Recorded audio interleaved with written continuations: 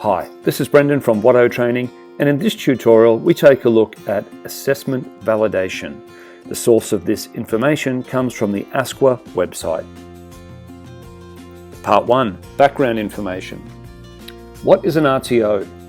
A registered training organisation, RTO, is a training provider registered by ASQA, the Australian Skills Quality Authority, to deliver vocational, education and training services. RTOs provide quality training and qualifications that are nationally recognised. There are currently around 4,000 RTOs in Australia. The National Register, training.gov.au, maintains a complete list of RTOs.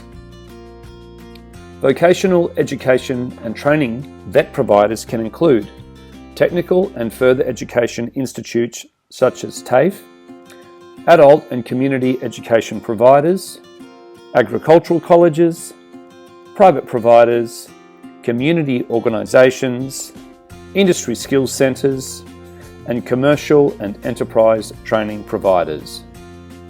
Only RTOs can deliver nationally recognised courses, deliver accredited VET qualifications, and apply for Australian state and territory funding to provide VET. RTOs can offer qualifications at the following levels: Certificates 1, 2, 3 and 4, Diploma, Advanced Diploma and Graduate Diploma. The Australian Quality Training Framework, AQTF, sets the standards for the operation of training organisations registered to deliver training services and to issue VET qualifications. Part 2. What is assessment validation? Validation is a quality review process that confirms your RTO's assessment system can consistently produce valid assessment judgments.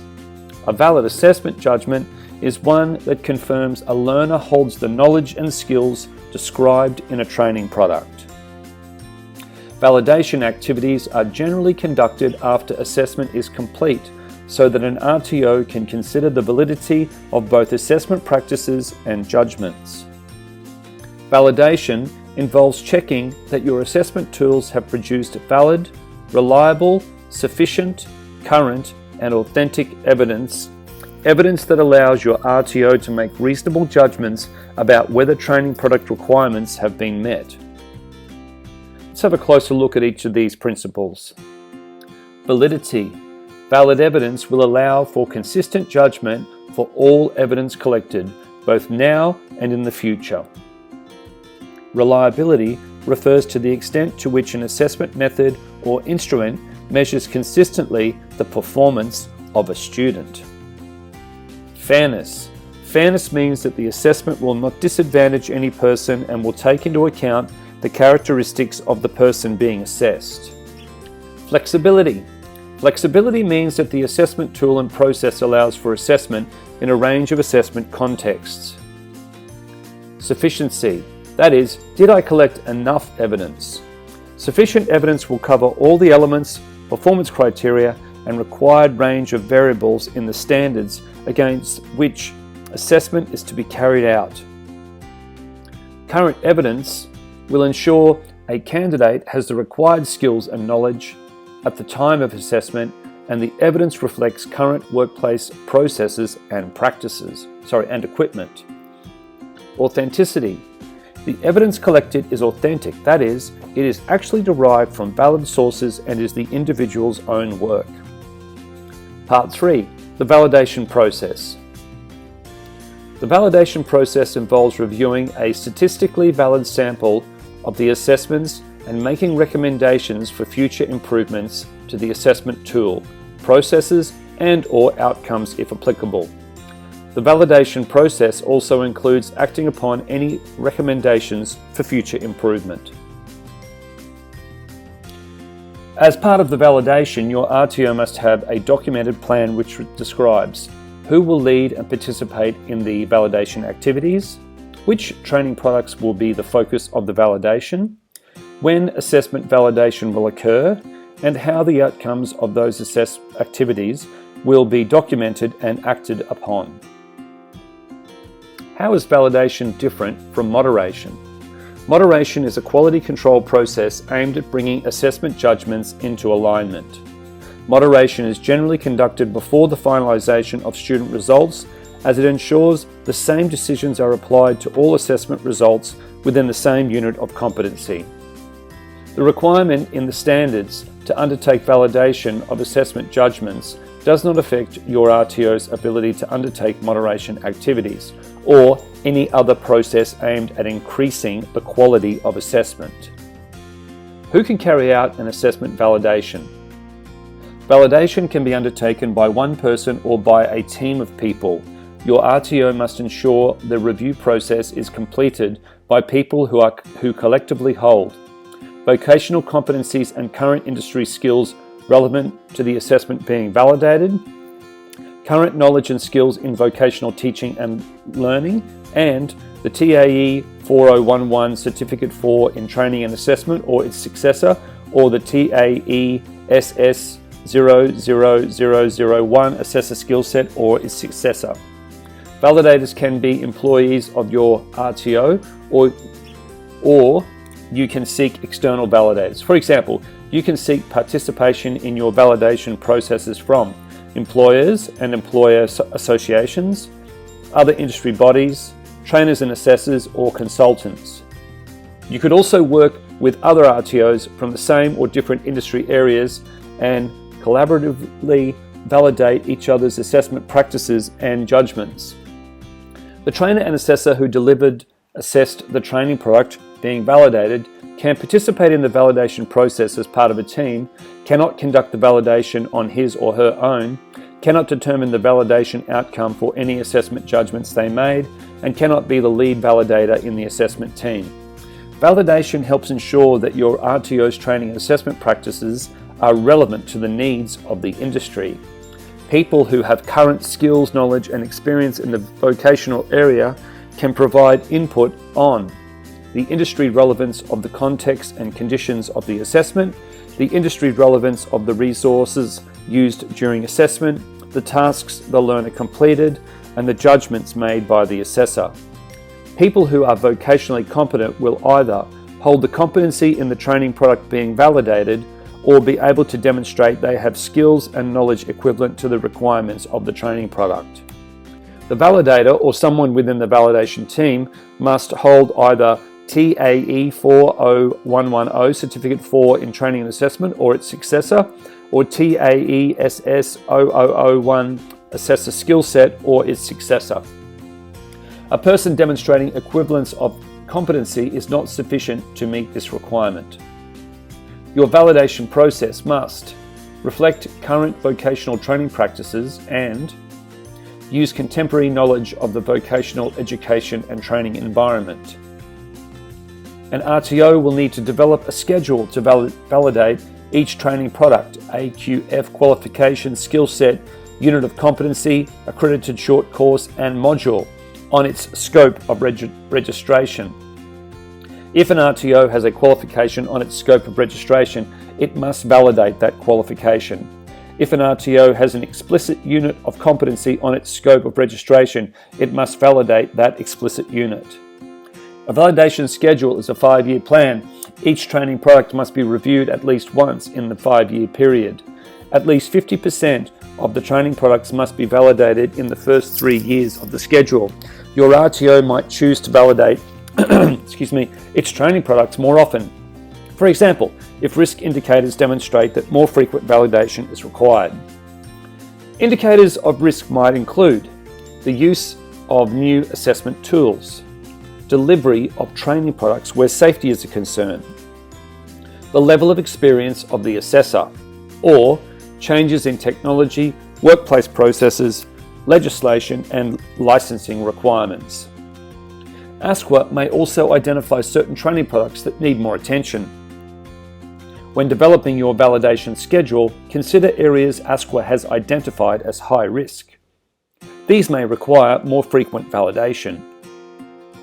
Your validation schedule must reflect your current scope of registration. Adjust the validation schedule when adding a new training product. When making adjustments, ensure your schedule continues to meet the timeframes and completion requirements discussed above. A statistically valid sample is one that is large enough that the validation outcome of the sample can be applied to the entire set of judgments and taken randomly from the set of assessment judgments being considered. If you are validating a qualification, validate the assessment practices and judgments from a sample of the units of competency within that qualification. At least 2 units of competency should be sampled when validating a qualification. You may expand the number of units to validate at any time during the validation process, particularly when validation outcomes indicate that assessment judgments are not valid. You must validate enough assessments to ensure that the results of your validation are accurate and are representative of the total completed assessments for the training product. To determine appropriate sample sizes, use ASQA's Validation Sample Size Calculator. Validation Sample Size Calculator. Number of assessment judgments, 100. Error level, 15%. Confidence level, 95%. Sample size, 31. Using the ASQA's Sample Size Calculator, the calculator will ask you to input 3 figures: the number of assessment judgments, your estimated error level, and your confidence level. Both error level and confidence level have been set to default values. 1. Number of assessment judgments. This is the total number of assessment judgments made in the training product you are validating within a set period of time. Determine the period of time to be considered based on your training and assessment strategies and timetabling. Consider assessment judgments made over a period of at least 6 months. This aligns with the retention requirements described in ASQA's General Direction, Retention Requirements for Completed Student Assessment Items. For example, if your RTO has assessed 150 learners against the requirements of a unit of competency in the last 6 months, you would enter 150 as the number of assessment judgments. The error level relates to the assessment outcome results. In sampling terms, the error level can also be referred to as the margin of error. To determine an appropriate sample size, you need to consider how likely it is that the sample assessment outcomes will be a good representation of the total assessment outcomes. When most assessment judgment outcomes are the same, for example, competent after the first assessment attempt, it is more likely that the sampled assessments will accurately represent the assessments. The error level or risk that the validation sample size will not represent the total assessments is not high. The recommended default error level for this scenario is 15%. However, if your assessment outcomes are varied, for example, a mix of competent after multiple attempts, and not competent assessment outcomes, there is a greater chance that the sampled assessments will not reflect the total assessments. To decrease this risk, decrease the error level. Note that when you lower the error level, the sample size will increase. Lowering the error level to any variant between 10% and 15% will allow for a good representation of the total assessment outcome results. The confidence level relates to the assessment judgments. The confidence level is how sure you need to be that the sample assessment judgments will produce an accurate validation outcome. When there are risks that the validation outcome of a sample of assessments will not be reflective of the total assessments, you need to increase the confidence level. When there are similarities in the factors that influence the assessment judgments, it can be assumed that validation of a smaller sample of these assessments will still produce an outcome which is representative of all assessment judgments. This can include, for example, when all assessment judgments have been made by one assessor or have been made by a number of assessors whose work has previously been validated. If you perceive there is a higher risk that the validation outcome will not be reflective of all assessment judgments, for example, when a newly qualified assessor has made the judgments, you should increase the confidence level. Increasing the confidence level increases your chance that the sample will be statistically valid. In sampling, the generally accepted confidence level is 95%. If you want to increase the confidence level and obtain a larger sample size, any variation between 95 and 99 is appropriate. Samples of judged candidate evidence may be randomly selected using a number of different mechanisms, for example, using an alphabetical list. Random selection alphabetical list. Produce an alphabetical listing sorted by surname of all of the learners who submitted work within the training product being validated. From this list, highlight the fifth surname and then every third name thereafter. Go back to the beginning of the list if necessary to identify a sufficient sample size. Those highlighted then become the randomly selected learners whose work is submitted for validation. In most instances, randomly selecting your sample will ensure adequate coverage of varying levels of learner performance. You may also supplement the random selection by adding additional completed assessments, for example, in order to include both competent and not competent assessments, or to include multiple assessors' decisions, multiple delivery modes and locations to ensure the validation process is representative of all assessment judgments. Validation must consider only the assessment evidence retained within the sample. While validators may discuss the assessment process with the assessor who conducted the assessment, only the evidence collected, retained and recorded will support a validation decision. Validation determines if assessment tools have produced the intended evidence. Validators must look at the evidence in the sample and determine if it is valid, reliable, sufficient, current, and authentic. In reviewing assessment practice, validators should consider whether the assessment tools comply with the assessment requirements of the relevant training product, ensure the principles of fairness, flexibility, validity, and reliability are adhered to.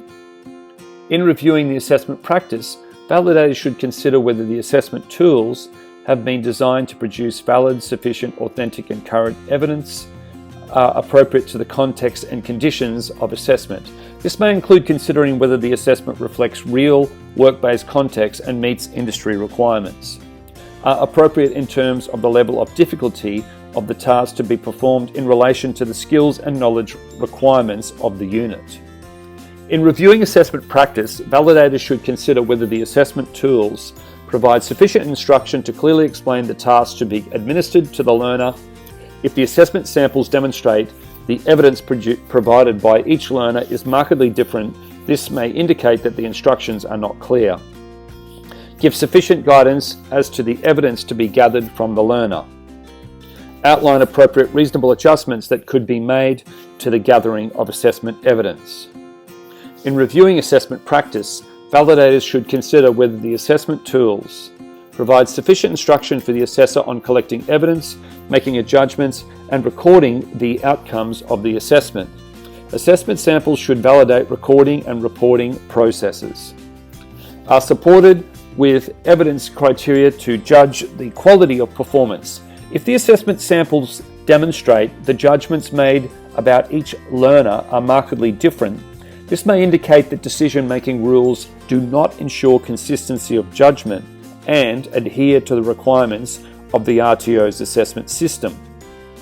In reviewing the assessment judgments, validators should consider whether the learner's assessment evidence complies with the assessment requirements of the relevant training product, demonstrates that the assessment was conducted with fairness, flexibility, validity and reliability, and is valid, sufficient, authentic, and current. The validation outcomes can identify recommendations for improvement to the assessment tool, assessment process, or assessment outcome. Sometimes the validation outcome can identify critical issues in the collection of valid evidence. Should this occur, you may increase the validation sample size to assist in identifying patterns of issue. Validate completed assessments from other units of competency to see if the issue is spread across the whole qualification, and look for patterns of error. For example, consider if it is one assessor making invalid judgments. This could indicate the assessor requires further training in competency-based assessment. Your validation plan must clarify how you will document and act on validation outcomes. For example, an assessment validation checklist addressing the principles of assessment and rules of evidence may be utilized to document the validation outcomes. Outcomes of validation may be acted upon through your RTO's continuous improvement processes. An RTO must have records management processes to retain evidence of the validation. You should retain evidence of the person/people leading the participation in the validation activities, including their qualifications, skills, and knowledge. The sample pool, the validation tools used, all assessment samples considered, and the validation outcomes. If the validation outcomes recommend improvements to the assessment tool, you should implement these recommendations across all training products, not only those included in the sample. If you make changes to the assessment tool, complete quality checks and review the revised tool prior to implementation. Thanks for watching. This has been Brendan from Watto Training.